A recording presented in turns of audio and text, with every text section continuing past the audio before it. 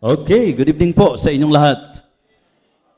Kagabi po ay pinagpala po tayo ng Panginoon sa isang napakahalagang, actually ang ganda po ng idea ng church ninyo na sa panimula po ng taon, talagang sa isang buong taong naging labanan na posibleng may mga nasugatan, posible pong may mga nasaktan, nahirapan, pero talagang sa panimula po ng taon, ang nagiging concern ay kung paano mapapanauli ang lakas. Ano po? Kung paano po tayo re-recover doon po sa ating mga hinarap na laban. And the idea is very good to have a revival meeting like this, ano po, every first month of the year.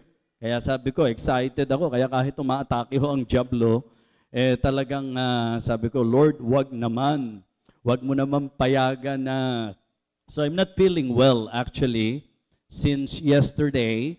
At syempre yung ilan sa inyo kilala po ako, talagang sasabihin ko sa inyong damang-dama.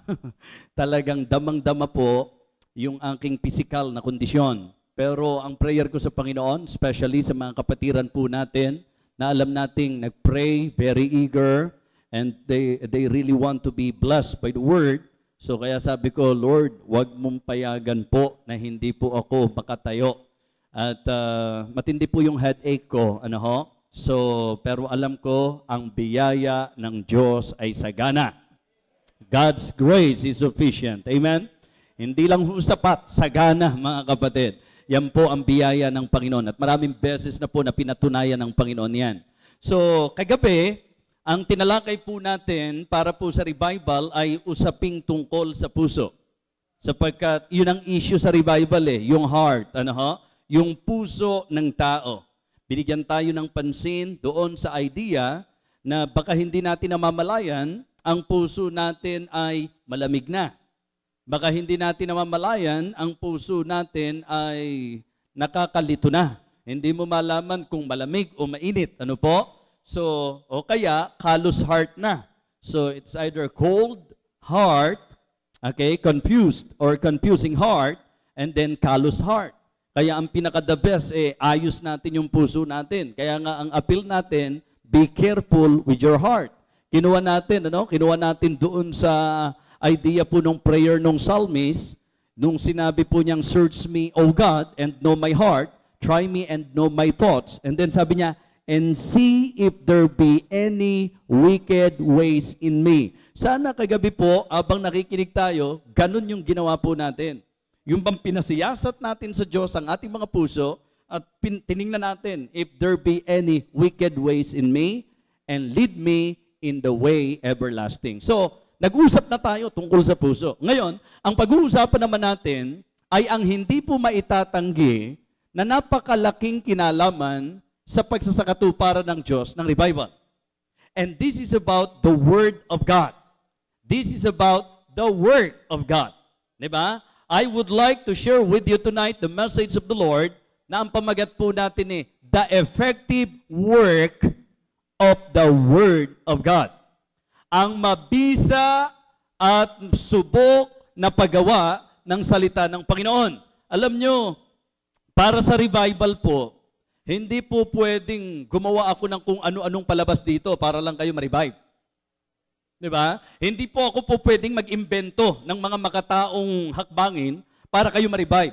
I believe mga kapatid, ang magiging rason para tayo ma-revive ay ang kapangyarihan ng Diyos, ang salita ng Panginoon, kaya sa revival, salita pa rin ng Diyos ang bida. Amen? Kaya ngayong gabing ito, gusto ko lang pong malaman, handang-handa na po ba kayo? Okay, ready na ba kayo sa preaching? Okay, baka masama ang pakiramdam nyo. Kasi kung masama ang pakiramdam nyo, ako rin po. Alright, 1 Thessalonians chapter 2, please. Atin pong bibigyang pansin ang isang kahanga-hangang iglesia na actually po ay kinonsider sa model church. At merong mga larangan na po pwedeng ating pagbatayan kung bakit sila po ay ikinonsider na model church. Model sa napakaraming aspeto po ng kanilang pagka-Kristiyano bilang mga tunay na nasa Panginoon. At meron pong isang bahagi na ngayon po gusto kong sentrohan po natin sa usapin po ng revival ang patungkol sa makapangyarihan at epektibong paggawa ng salita ng Diyos. Tumayo po tayong lahat. 1 Thessalonians chapter 2 and verse number 13. 1 Thessalonians chapter 2 and verse number 13. And I would like to request the congregation to please read our text tonight. Isang talata lang, pero gusto ko pong basahin nyo, unawain po ninyo, at syempre po, talagang hayaan po natin ang banal na Espiritu na gumawa po sa atin samantalang binabasa natin ang kanyang salita. Handa na po ba kayo? 1 Thessalonians chapter 2 verse number 13. Everybody, begin.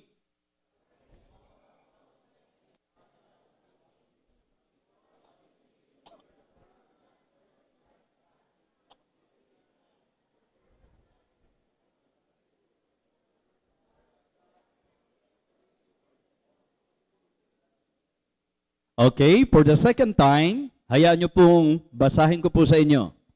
Ang sabi po ni Apostle Paul sa church ng Thessalonica, "For this cause also thank we God without ceasing, because when ye received the word of God, which ye have heard of us, ye received it not as the word of men, but as it is in truth, the word of God, which effectually worketh also in you that believe."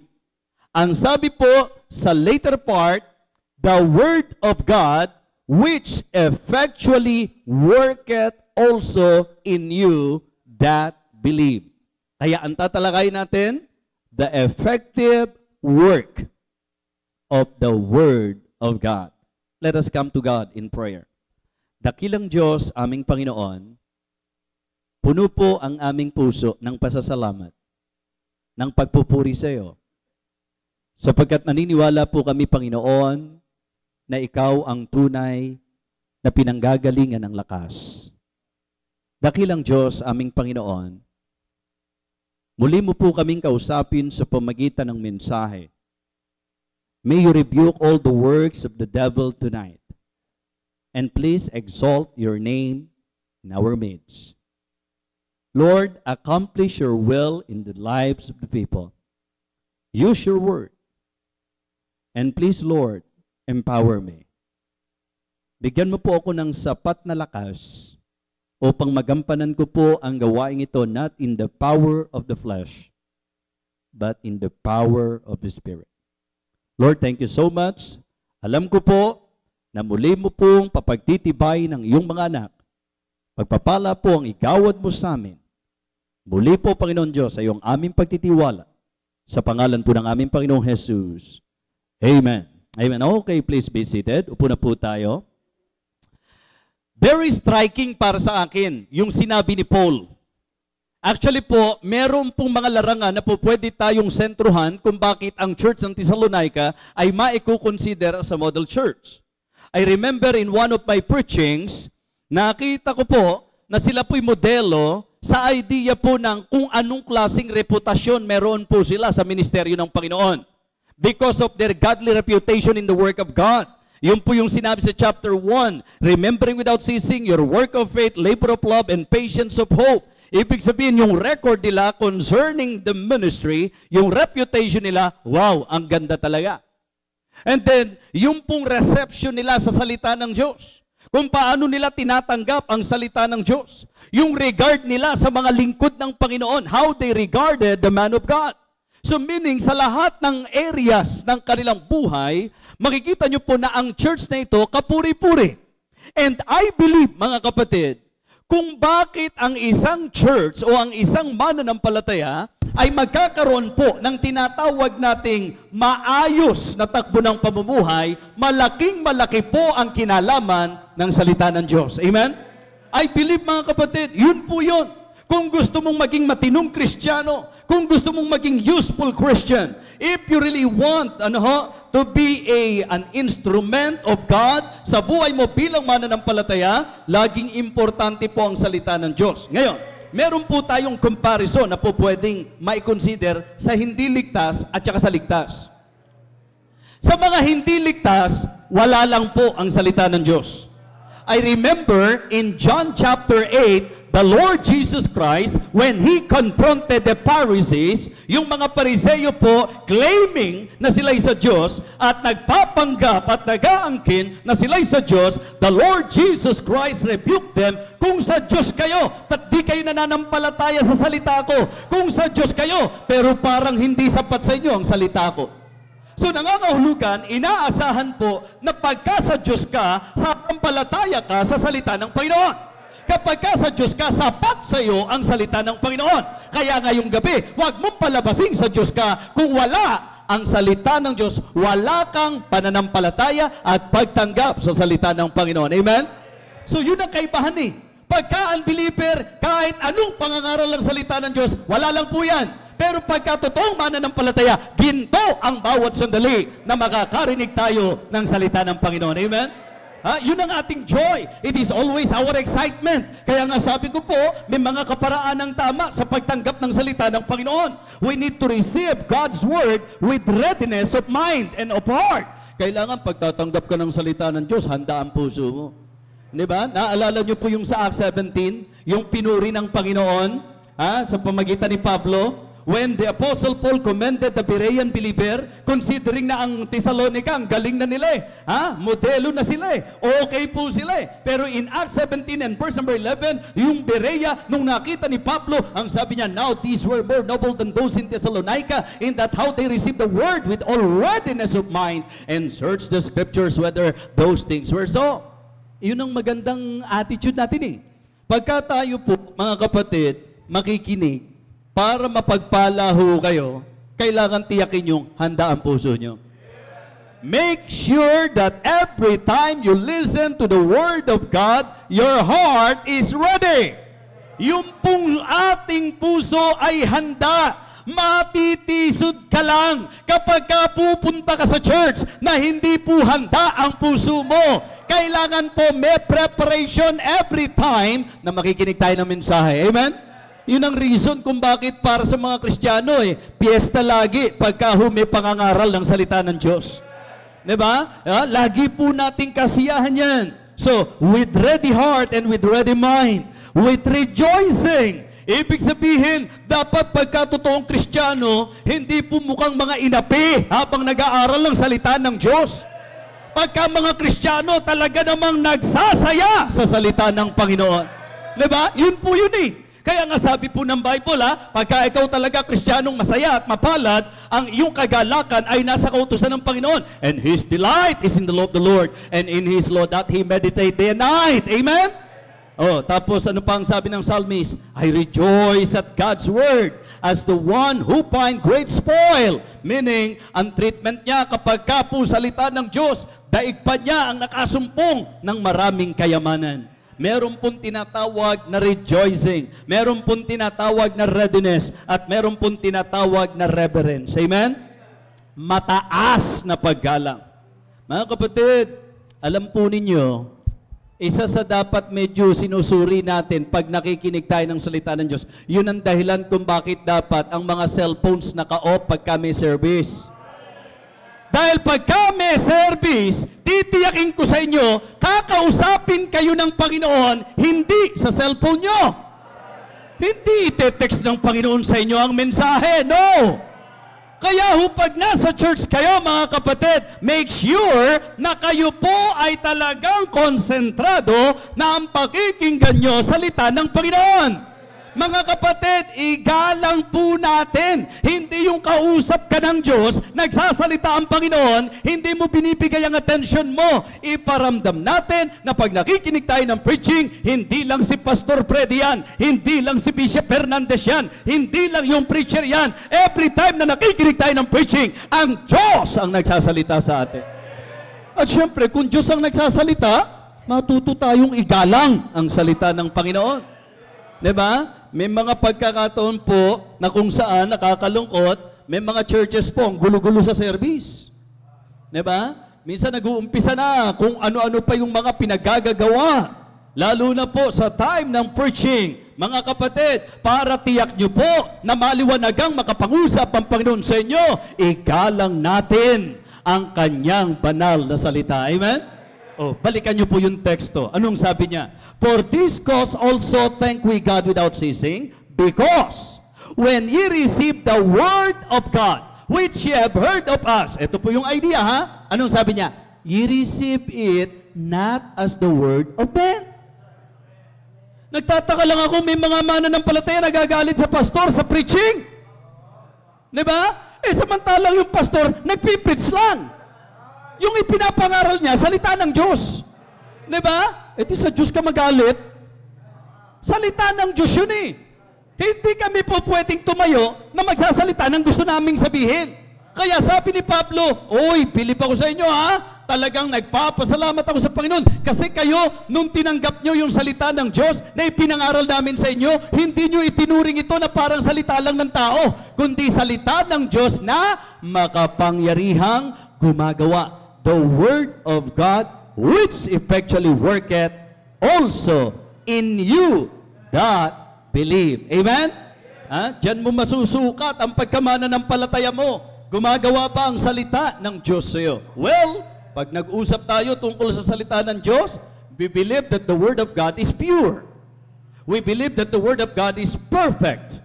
We believe that the word of God is profitable. We believe that the Word of God is powerful. And I would like to dwell on that truth, that the Word of God is powerful. And the reason why I am telling you this, because ito po ay epektibong gumagawa. Amen? Powerful. Do you really believe that the Word of God is powerful? Hebrews 4:12. For the Word of God is quick and powerful. What is the idea of the word quick? Alive! Diba? Ang salita ng Diyos ay buhay.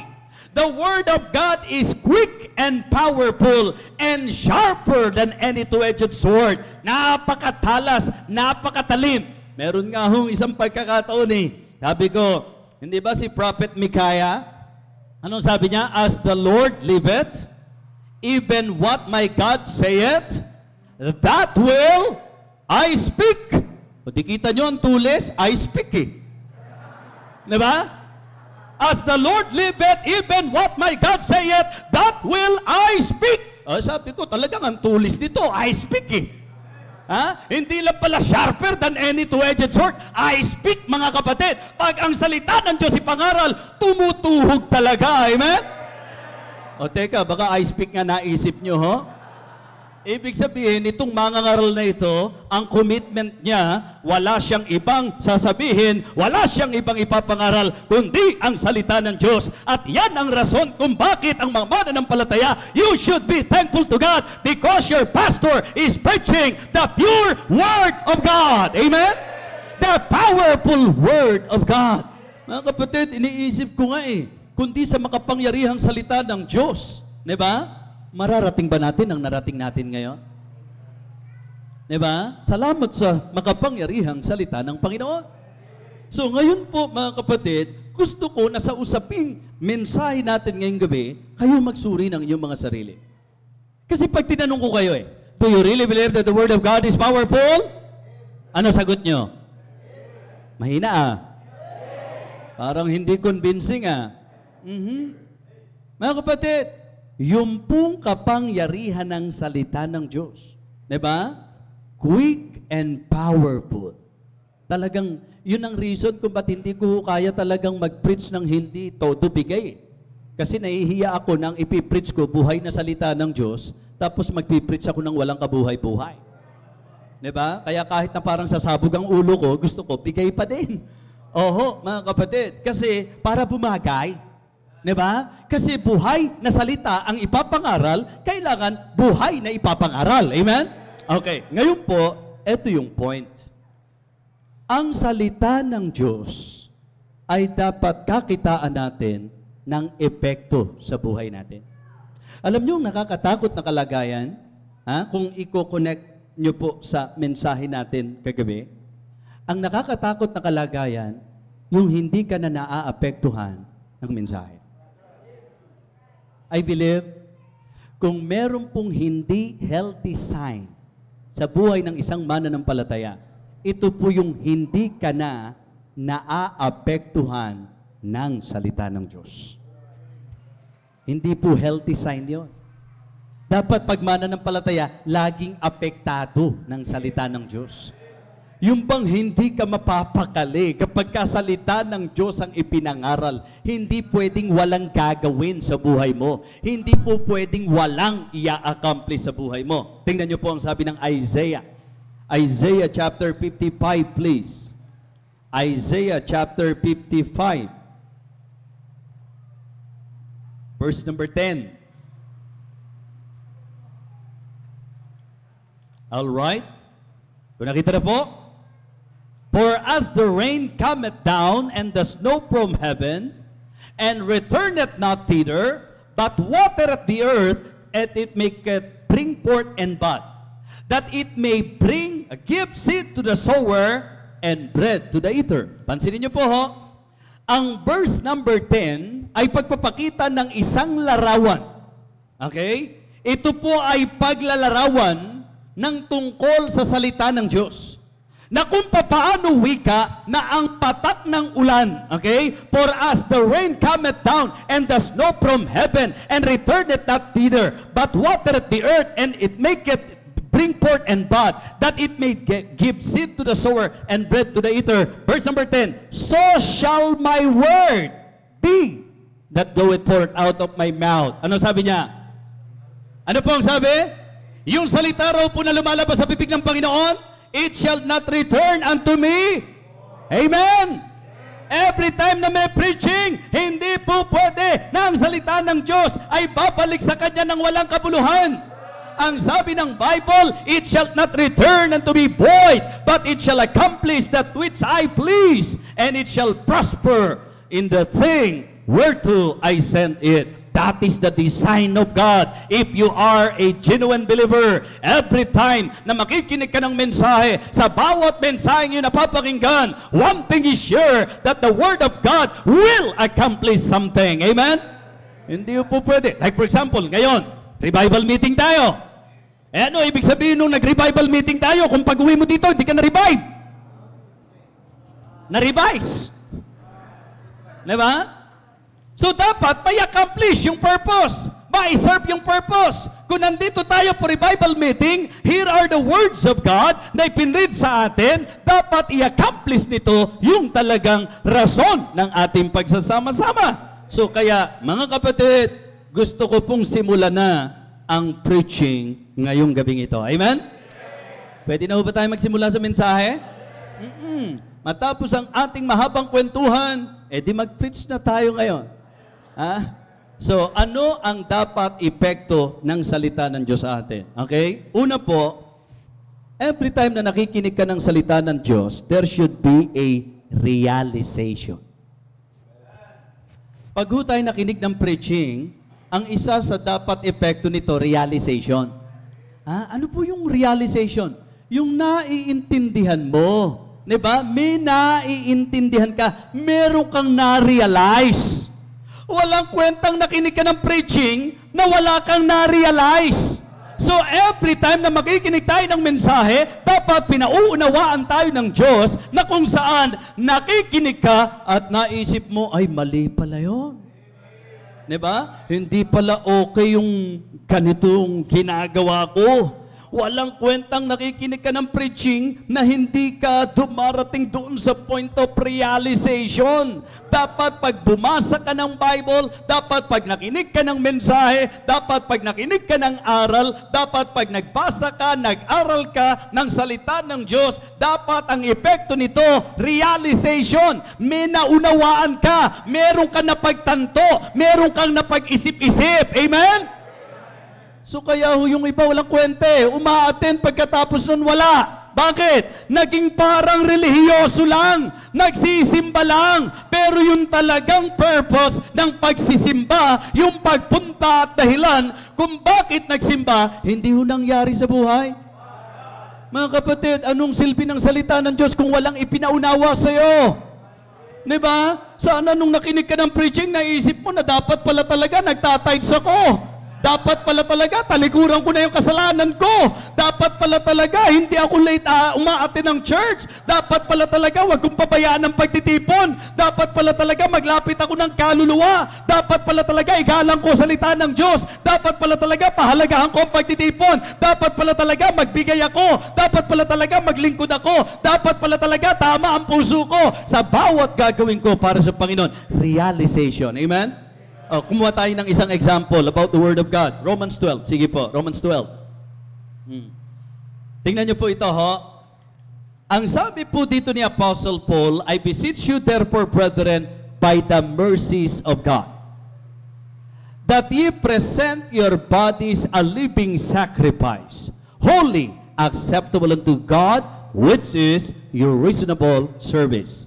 Halimbawa po, yan talatang yan. Okay? Nasaan ang realization dyan? Okay? Anong pagdidiin dyan tungkol sa dapat mapagtanto natin? Ako ang isang na-realize ko dyan, hindi lahat ng service katanggap-tanggap. Diba? Dahil ang sabi, may reasonable service. Meaning, hindi lahat ng service tinatanggap ng Diyos. So, realization yun. Teka, hindi pala ngayon nag-serve ako. Areglado na yun. Kailangan tiyakin kong reasonable service. Diba? Hindi pala ngayon umattend ako, ayos na yon. Kailangan tiyakin kong katanggap-tanggap bawat bagay na gagawin natin. So kaya sabi niya, I beseech you therefore, brethren, by the mercies of God, that ye present your bodies a living sacrifice, holy, acceptable unto God, which is your reasonable service. Mga kapatid, anong kwenta na nakinig ka ng preaching at nung umuwi ka, wala rin? Masarap po yung pagkatapos ng preaching, nandito ka sa altar dahil na-realize mo na merong dapat ituwid at itama sa harapan ng Diyos. Amen? Masarap po yung ganon. Hindi po kalugihan yun. Hindi po kalugihan sa part mo na tinamaan ka ng preaching. Hindi negatibo yun. That is very positive. Every time na tinamaan tayo ng mensahe, every time, mga kapatid, na sinugatan tayo ng salita ng Diyos, yun po'y advantage para sa atin. There should be a realization every time na nakikinig tayo ng preaching. Amen? So, yun po ang para sa akin. Ang isa sa epektibong paggawa ng salita ng Diyos, dadaling ka dito sa realization. Okay? Ano pa ho ang isang dapat epekto ng salita ng Diyos sa atin? Mga kapatid, ipauunawa sa iyo nito ang mga restrictions. Diba? Una, realization. Pangalawa, your restrictions. Yung pagka nakikinig tayo ng preaching, nalalaman natin ang mga bawal ng Diyos. Nalalaman natin yung mga hindi dapat. Amen? Bukod sa realization, dumating ka doon sa punto na nakita mo yung mga boundaries mo, yung mga hindi dapat. Balik natin sa Romans 12. Anong sabi dyan?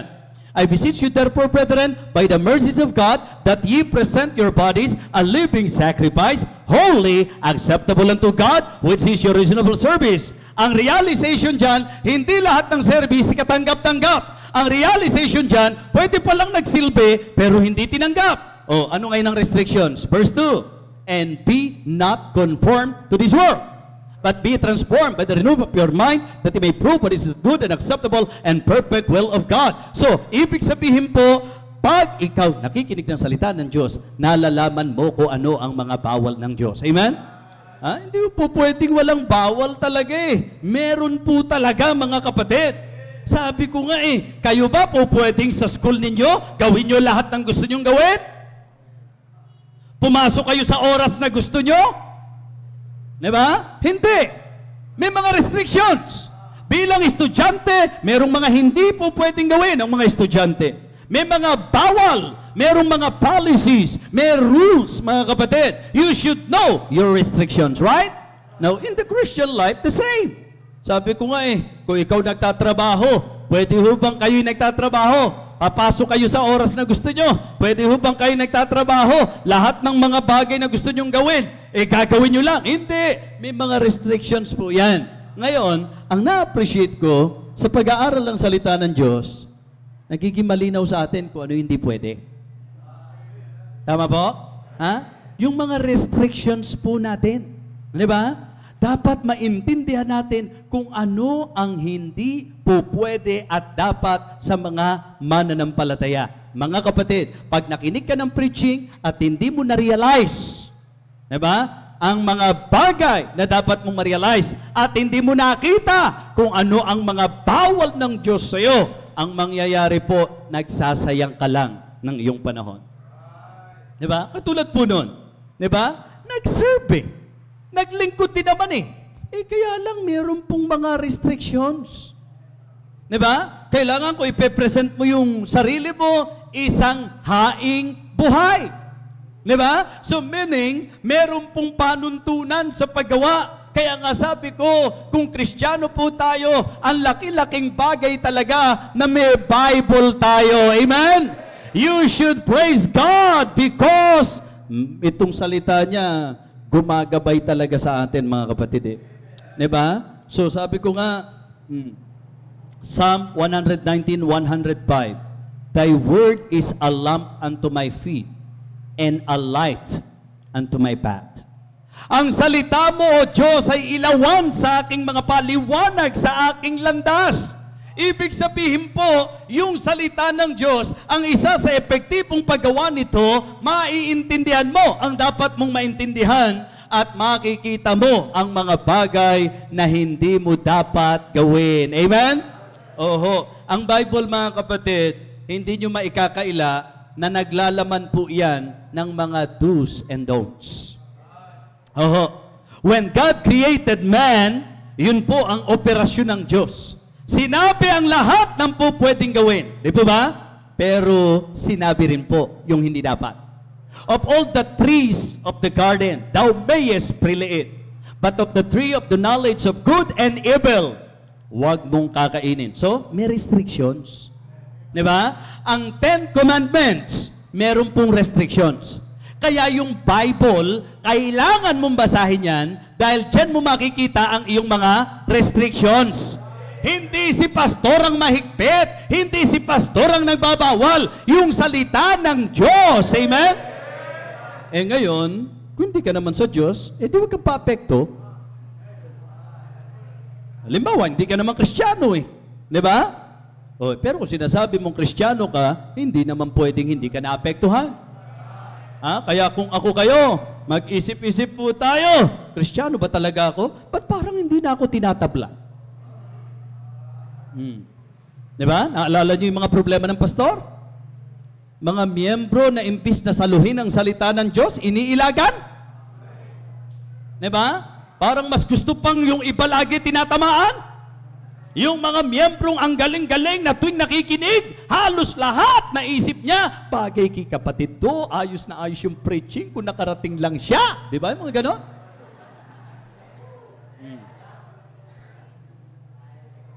May mga ganun Diba? Pastor, nang hinayang ako sa message mo. Maganda sana yan kung pinreach mo yan na nandito si kapatid. Ang tindi, no? Pag nag-isip po kayo, sa Diyos walang aksidente Kaya ikaw ang nahandyan. Kasi ang mensaheng yan, para sa'yo. Kasi napakaliko naman nun. Gusto pala ng Diyos ibigay yung mensahe sa absent. Ngayon ipinreach, wala sila. Diba? Kaya ito ang mensaheng narinig nyo. Kasi ito ang mensaheng gusto ng Diyos na marinig nyo. Amen? Kaya hindi pwedeng yung wala rito, sila ang tatamaan. Ikaw ang dapat tamaan. Tama po ba yan? May wisdom po ba doon? Diba? Magkaganda-ganda ng mensahe, para sa absent pala. Grabe naman yan. Di ba? So mga kapatid, ang mensahe ay para sa mga nakikinig. Babala. Bawal po ang mga manhid. Mga walang pakiramdam. Callous heart. Kaya ang ganda nung kagabi yung bili ng Panginoon. Kasi alam niyo yung naging problema ng Israelites di ba? Isipin niyo, nakakalungkot hindi sila nakarating sa promised land. Ang ganda-ganda ng plano ng Diyos eh. Nung ilabas sila sa Egypt, ang ganda po, dadalhin sila sa Promised Land. Pero aralin nyo po, puso ang naging problema nitong mga ito. Matigas na puso ang naging problema nila. At alam nyo kung paano naging matigas, hindi naman biglang matigas kagad yan eh. Gradual po yan mga kapatid. Kaya ikaw, pag tinamaan ka at hindi mo inintindi, darating ang time, titigas na talaga yung puso na yan. Oo. Darating na doon sa point na hindi ka na naapektuhan. Pero parang ansagwanon, Kristiyano, walang epekto sa kanya yung salita ng Diyos. Diba? Kaya sabi ng Bible, today, if you will hear His voice, harden not your heart. Huwag mong papagmatigasin ang iyong puso. At ngayong gabi, ang isa sa dapat epekto ng salita ng Diyos. Number 1 is realization. Number 2, restrictions. Knowing our restrictions. Maganda yun eh. Yung pag nakinig ka ng preaching, ay, hindi pala dapat yung ganito. Di ba? Yan yung magandang epekto ng preaching. Mali pala yung, di ba? Dapat gospel, hindi gossipel. Di ba? Mga ganun. Oo. Marami po ang soul winning nila, buhay ng iba eh. Hindi gospel ang isineshare, gospel. Kwento ng buhay ng may buhay. Diba? Pag nalaman mo sa Bible, hindi kalooban ng Diyos na gospel. Diba? Hindi po pwede. Okay? Tingnan nyo lahat ng areas ng buhay natin. Hindi po pwedeng lahat pwede. Okay? So ano yung una? Realization. Number 2. Okay. And then, pag nakinig ka ng salita ng Diyos, ito ang isang dapat epekto sa iyo nito. Ano po yon? Resolution. Tuwing makikinig ako ng salita ng Diyos, may napagtatanto ako, may naunawaan ako, may ipinaunawa sa akin. Dapat ganon. Pagka nakinig ako ng preaching, nalalaman ko ang mga bawal ng Diyos sa akin, yung mga do's and don'ts, yung mga hindi dapat.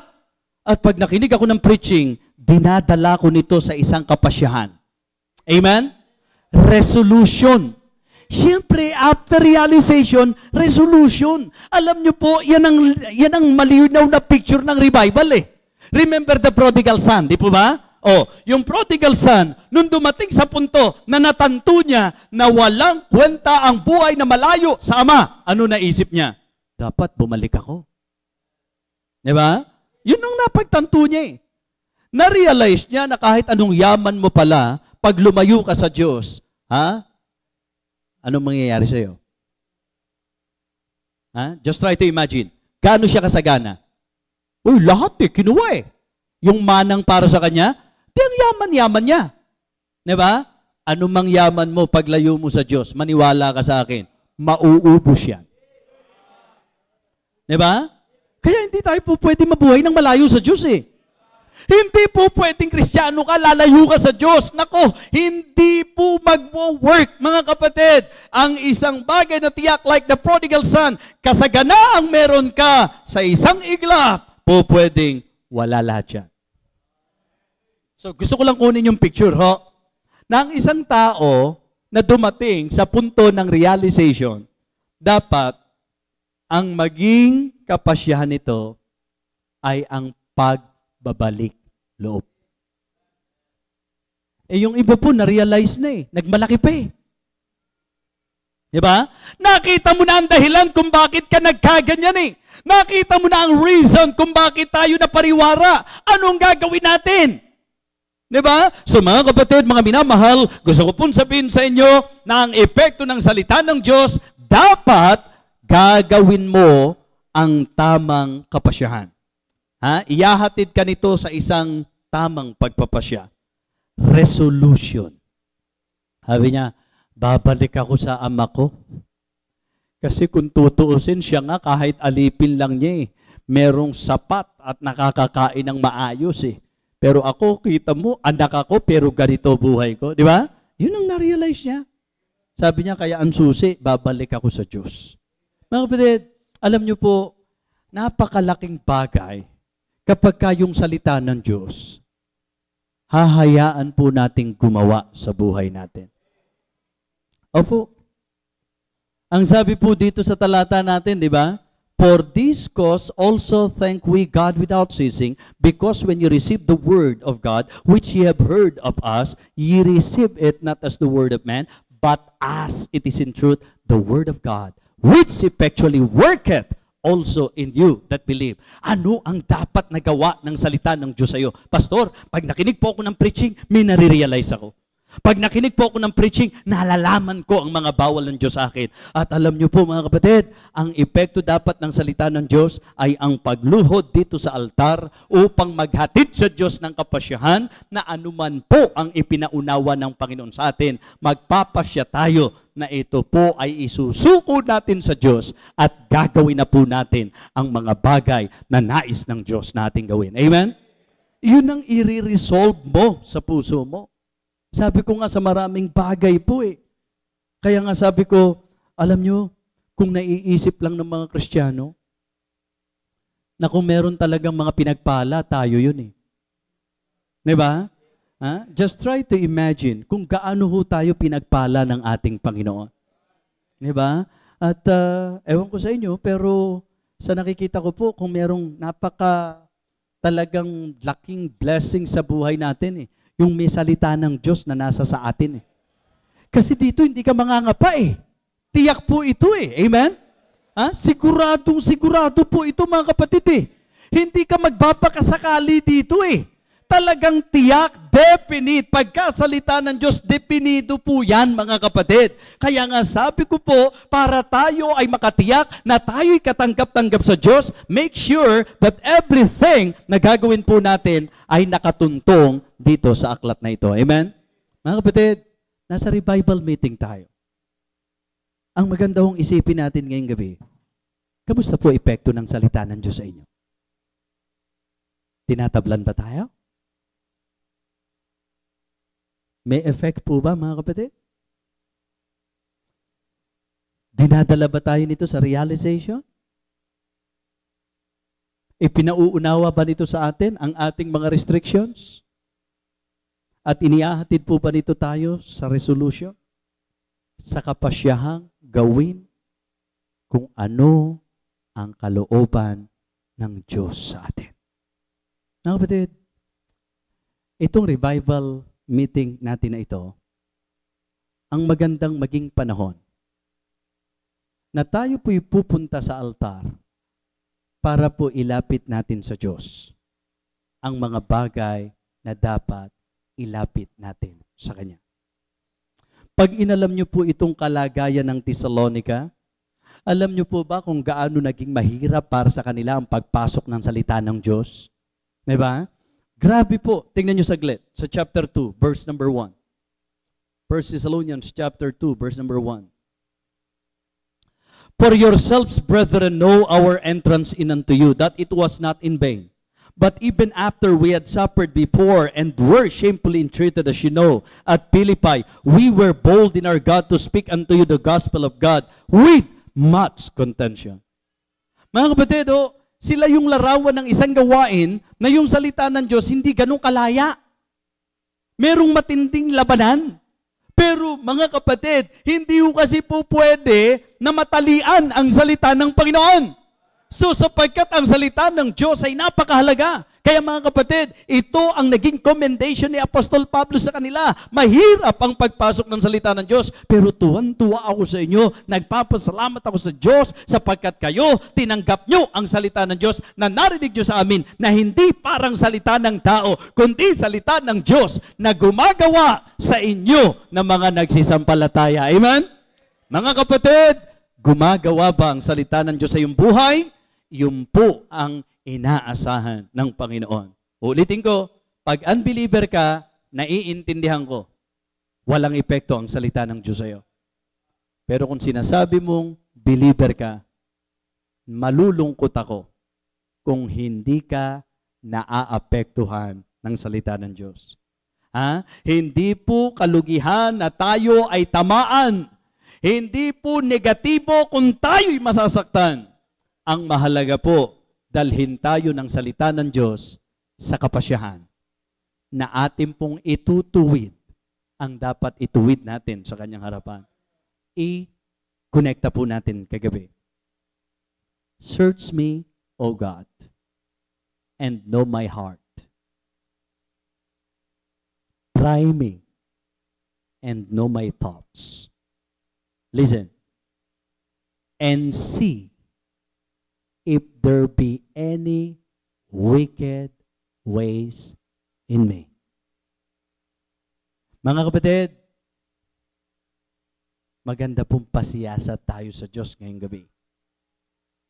At matapos nating makita kung ano po ang ating kakulangan, ang ating pong kamalian, o yung mga hindi tamang nasa sa ating buhay, ito po ang magandang pagkakataon para tayo po'y lumapit sa Diyos at ituwid natin ang ating sarili sa kanyang harapan. Amen?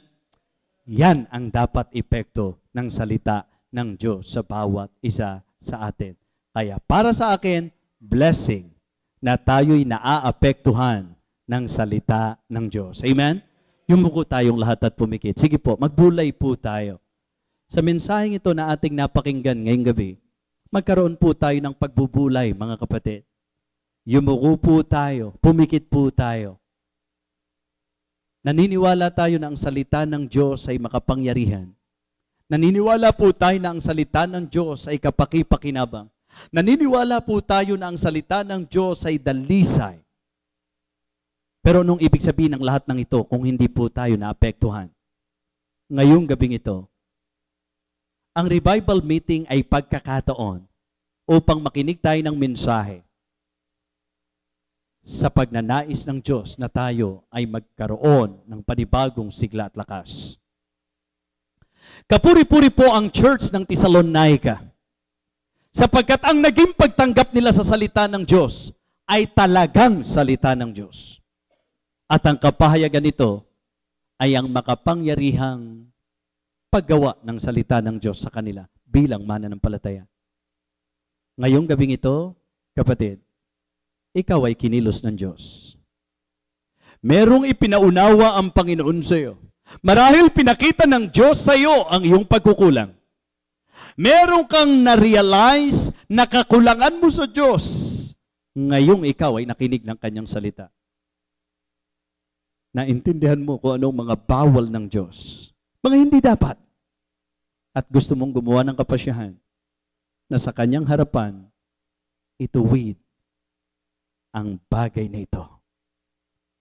Habang nakayuko at nakapikit ang bawat isa, mga kapatid, sino man pong naapektuhan ng salita ng Diyos sa kaparaan ng ating tinalakay, ito'y magandang pagkakataon para sa iyo.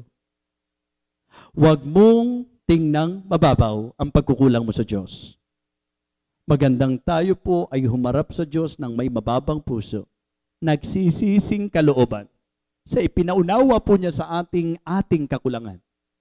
At ngayon po, sa ating puso, nandoon ang sensiridad na gusto ko pong ihingi ng tawad sa Diyos ang aking mga pagkukulang.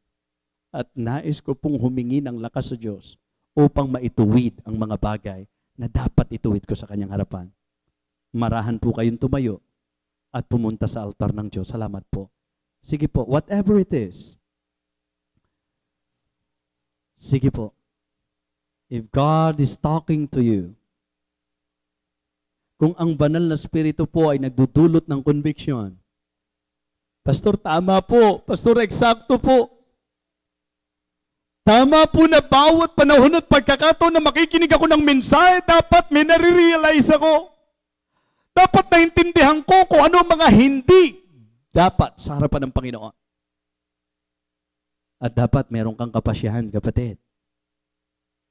Dapat meron tayong resolution every time na ang Diyos ay nangusap at gumawa sa atin. Ngayong sandaling ito, sige po, bigyang laya po natin ang ating sarili na tayo po'y makipagniig sa Panginoon.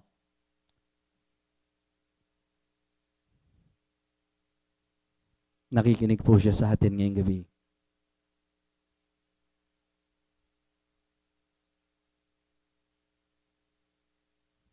Bishop Hernandez.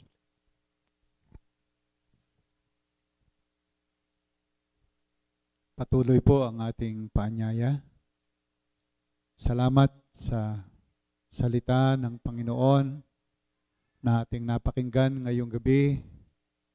Tunay po mga kapatid, marahil inyong naramdaman na sa inyong buhay, parang wala na kayong sigla sa gawain ng Panginoon. Pinababayaan na natin, pinababayaan mo na. At ngayong gabi ay iyong nakita. Dapat kong ayusin ang buhay ko. Salamat po, Panginoon, sa inyong pagpapaalaala. At Panginoon, narito po ako na sana po tulungan mo sa aking mga kapabayaang nagawa sa mga nakaraang panahon. Ngayon po, Panginoon, nais ko pong ayusin ang buhay kong ito. Diyan po sa taas, kung kayo po ay hinipo ng Panginoon, maaari din po kayong lumuhod diyan sa aisle, manalangin kayo, kausapin niyo ang Panginoon, at sabihin niyo, Lord Jesus, help me. Nais ko po ang revival na ito ay maging tunay sa aking buhay. Nais ko pong masumpungan mo ako, Panginoong Diyos, na ako'y nagtatapat sa iyo. Lord, nais ko pong iyong ibalik sa akin ang apoy ng kasiglahan sa paglilingkod. Tulungan mo po ako, Diyos. Meron pa po ba?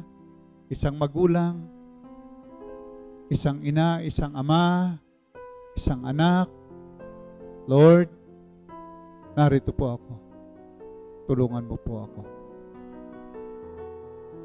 Sige po, tayo manalangin. Ilang sandali sa bahaging ito, kausapin po ninyo ang Panginoon. Kayo po ay makipag-usap sa Diyos sa mga oras na ito. Banggitin ninyo ang inyong pagpapasya muli sa Panginoon ngayong gabi.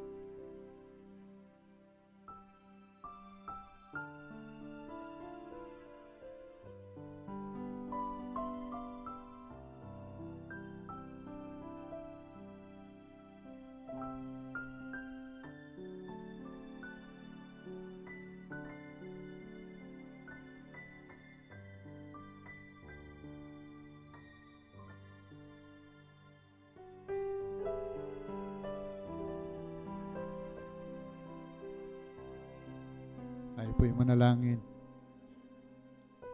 Mapagpala po namin Diyos, aming Ama. Sa inyo pong harapan, kami po ay lumalapit sa mga oras na ito. Panginoon, nagyuyuko po ng aming mga ulo. Kami po ay lumalapit sa inyo, Ama. Nagpapakumbaba po ng aming mga kalooban, ng aming mga puso. Sapagkat na-realize namin, Panginoon, ang aming kalagayan sa inyong harapan.